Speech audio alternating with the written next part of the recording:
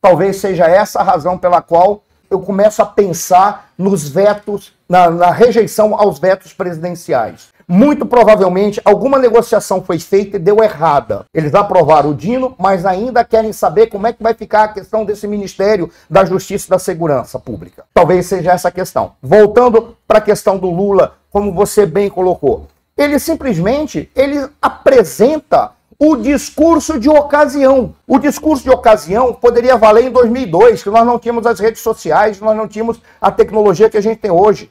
A história acelerou, que você podia falar uma coisa lá e ninguém nunca lembrava. Quer ver um exemplo de coisas que aconteciam naquela época e ninguém nunca lembrava? Eu lembro que certa vez apareceu numa rede de televisão, uma grande rede de televisão, Sua Excelência o Presidente Lula participando de um evento no exterior em que ele entrava, todo mundo de pé, ficava de pé e aplaudia.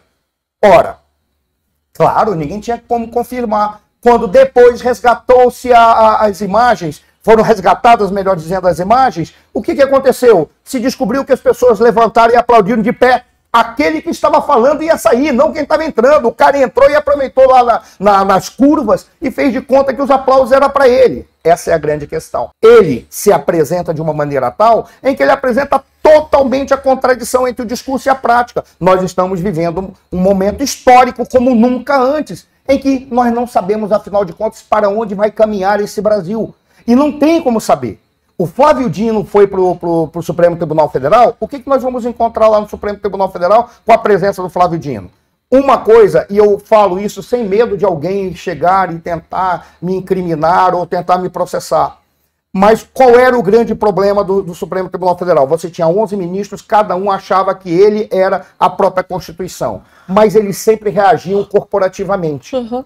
Até que surgiu um ministro que disse, opa, aqui está faltando um macho alfa. Que disse, a partir de agora eu vou até o final. E todo mundo segue em volta de mim. Foi o que aconteceu. Aí é que talvez seja a grande questão. O Flávio Dino não me parece que é alguém que não quer ser alfa aonde chega.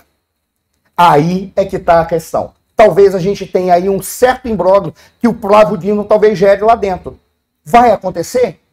Não se sabe. Mas uma coisa nós temos certeza. Não está sendo produzido aquilo que nós queríamos, que era uma estabilidade numa relação entre os três poderes. Muito pelo contrário. O Senado, como nunca, mostrou que é inútil, porque ele não serve para fazer exatamente aquilo que ele deveria fazer, que era garantir o contrapeso em relação ao Supremo Tribunal Federal.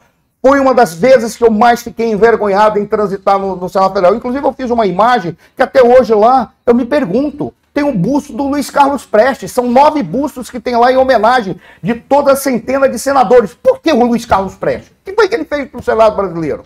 Por que ele é uma personalidade da nossa história? Por que junto daquele período não tem mais 40 outros que fizeram construir a história? Por que não está o Lindolfo Collor de Mello, por exemplo? Que foi um cara que fez... Por que não está o Oswaldo Aranha? Ah, mas o Oswaldo Aranha foi senador? Não. Mas e daí?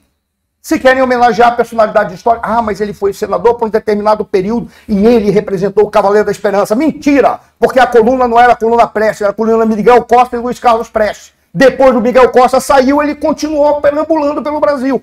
E eu pesquisei a história daqueles que perseguiram a coluna Prestes. Sabe o que os caras diziam nos documentos que estão escritos? Né, nós vamos deixar, afinal de contas, ele ficar perambulando, vai chegar uma hora que ele vai cansar, porque ele é como o Boitatá e o Curupira. Se a gente pegar ele, aí ele vira um mito de verdade. Vamos deixar ele se cansar e ele vai embora. Tanto que ele caiu na Bolívia e foi para a Argentina, e lá ele virou comunista. Esse é o cara que está homenageado com o busto lá?